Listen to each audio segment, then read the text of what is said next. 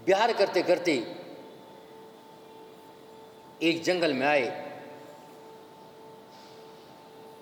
और एक खेत के पास एक तलहटी में बैठ गए, ध्यान में लीन हो गए। जब भी एक किसान आया जो उस खेत का मालिक था, उस किसान को अपना खेत जोतना था।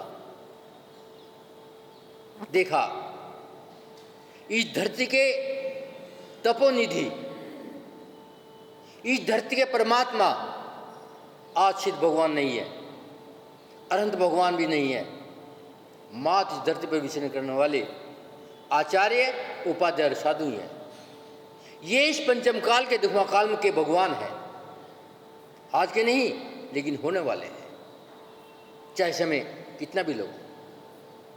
आचार्य ने यहाँ तक लिखा है, यदि चौथे काल में हजारों वर्षों तक तपस्या की जाए और आज एक मुहूर्त के लिए तपस्या कर ली जाए तो 1000 वर्ष से ज़्यादा है, क्योंकि आज परिस्थिति विपरीत है, शयनन नहीं है, उसके बाद भी साधना करना हर जीव का काम नहीं है। तो गुरुदत्त महाराज साधना में लीन थे। उधर से किसान आया, खेत जोतने, कहता है आज मैं खेत नहीं जोतूंगा, क्योंकि यहां धरती के देवता बैठे हैं। मगर विचार आया मेरी पत्नी भोजन लेकर आएगी और मैं यहां नहीं मिला तो परेशान हो जाएगी। मुनि महाराज ध्यान में लीन थे। कौन जाने कौन आया कौन गया, मगर आप सोचते हो यदि महाराज ने आशीर्वाद नहीं दिया, महाराज लखाए नहीं, महाराज ने पीछे नहीं मारी, महाराज बेकार है। लेकिन गुरुदत्त कहते हैं यदि अपनी आत्मा में लीन है और आपकी दृष्टि बाहर गई तो आप आत्मा में लीन नहीं है, आप अपने स्वभाव में नहीं आ सकते। तो किसान ने कहा, हे संत मेरी पत्नी भोजन लेकर आएगी, आप कह देना अमुक खेत में काम कर रहा हूं। और दूसरे खेत में हल चलाने चला गया। पत्नी आई, पति को देखा, इधर उधर लखाई, नहीं मिले, ना बैल है ना हल है। संत से पूछा, मगर संत महिला से इकले में कैसे बात कर सकता है, जबकि आचार्य कहते एक मुनि महाराज आर्य का माता से भी इकले में बात नहीं करता। और यदि आपसे नहीं करेंगे तो आप कहेंगे महाराज बेकार है, निकालो इसे डब्बा से, इसे रोटी नहीं मिलेंगी, आशीर्वाद देता ही नहीं, हमारी बात सुनता ही नहीं। मगर आचार्य कहते हैं, आचार्य मतलब केवल ज्ञान होने के बाद आचार्य कहा जाता है, वे नहीं लिखाएंगे। और पत्नी हार करके अपने घर चली गई। शाम को किसान घर पहुंचा और कहा, मैं 4 दिन का थका मारा, ओ तू भोजन लेके तक नहीं आई? गई थी, तुम नहीं मिले तो संशय नहीं बूझा? बूझा था, बोले ही नहीं। अच्छा, ये हिम्मत है उस संत की, मेरे खेत में बैठा, मैंने काम छोड़ा और वो मालिक बन के बैठ गया, इतना भी नहीं बताया, चलो देखता हूं।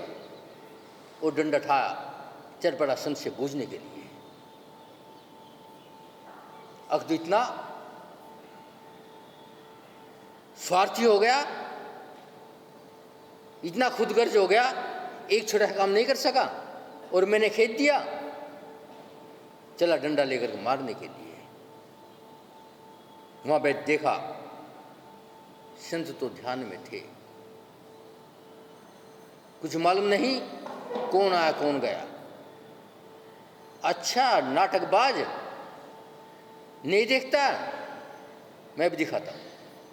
वहां पे एक सेमेरू का वृक्ष खड़ा था, तोड़ा, रुई निकाल लिया, लपेट दिया और माचिस लगा दिया।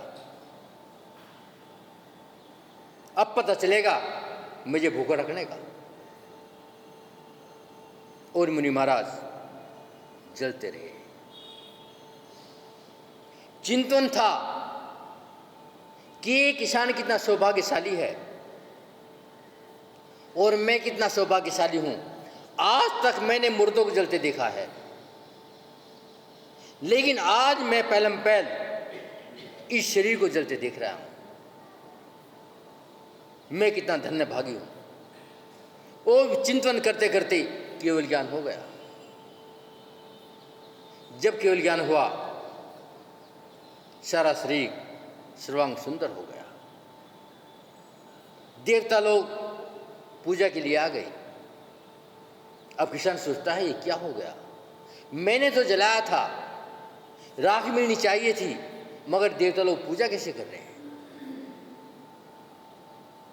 ये गंधकुटी कैसे बन गई? 500 धनुष ऊपर उठ गए, ये क्या हो गया? फिर किसान उन्हीं महाराज से पूछते हैं, हे प्रभु ये क्या हुआ? मुनि महाराज कहते हैं कुछ नहीं हुआ, मेरा कर्म था, उदय में आया था। आचार्य कहते हैं इसे कहते हैं उत्तम क्षमा। मगर हम बता रहे थे दूध, यदि क्रोध हो गया और दूध खिंच जाएगा।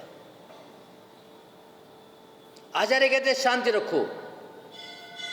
यदि उसने दूध में खटाई डाल दिया तो कुछ बिगड़ने वाला नहीं है, बस कुछ समय इंतजार करो और दूध दही बन जाएगा। दूध का दाग कपड़े पे लग जाए तो मिट सकता है, मगर दही का दाग नहीं मिटेगा। आचार्य कहते हैं दही बनी है, बस मछली की मार खा लो, और जब मछली की मार पड़ेगी मक्खन बढ़ जाएगा, और मक्खन छाछ को नीचे बिठा लेता है। आचार्य कहते हैं जब मक्खन बनेगा तो घी बनेगा, घी बनेगा तो सिद्ध भगवान बनेंगे। ये उत्तम क्षमा का रिजल्ट है, नतीजा है। मगर मैं आज तक क्षमा को जान नहीं सका। एक बार की घटना वैष्णव संप्रदाय में